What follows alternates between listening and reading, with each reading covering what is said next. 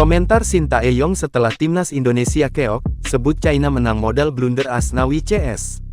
Pelatih timnas Indonesia, Shin Tae-yong mengakui keuletan dan ambisi China untuk memetik kemenangan lebih tinggi ketimbang anak asuhnya. Namun Shin Tae-yong juga mengklaim, 2 gol yang bersarang ke gawang Maarten Paes karena murni blunder yang dilakukan Asnawi Mangkualam CS.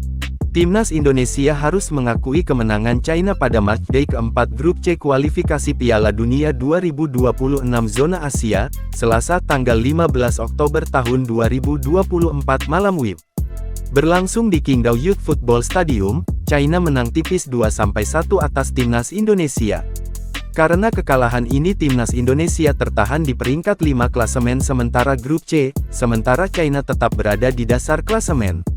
Sama-sama mengoleksi 3 poin, namun timnas Indonesia memiliki defisit gol lebih baik dari China, yakni -1 berbanding -9. Pasca pertandingan, Shin Tae-yong mengakui determinasi Xie Weneng dan kolega untuk memastikan poin penuh. Pertama-tama saya ingin mengucapkan selamat kepada China untuk memenangkan pertandingan.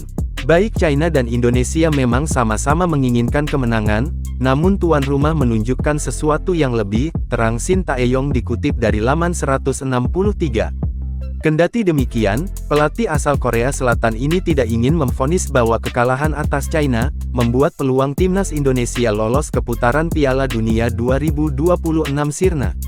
Shin Tae-yong kemudian menyoroti 2 gol yang bersarang ke gawang timnas Indonesia kawalan Maarten Paes. Menurutnya, 2 gol yang membuat timnas Indonesia gagal memetik poin dalam laga tandang kali ini, dikarenakan kesalahan sendiri. China mencetak 2 gol dalam pertandingan ini. Indonesia memiliki beberapa masalah dengan konsentrasi selama pertandingan, terang Shin Tae-yong. Gol pertama China adalah karena kurangnya konsentrasi pemain kami.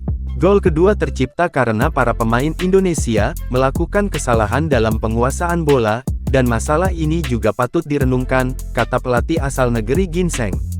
Gol pertama yang mengoyak gawang Maarten Paes dikarenakan kesalahan Sain Patinama dalam mengantisipasi bola liar yang berada di kotak penalti.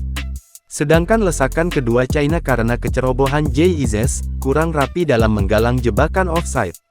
Lebih lanjut timnas Indonesia juga dirugikan dengan kartu kuning Ivar Jenner. Pemain FC Utre ini akan absen saat timnas Indonesia menjamu Jepang, tanggal 15 November mendatang di SUGBK.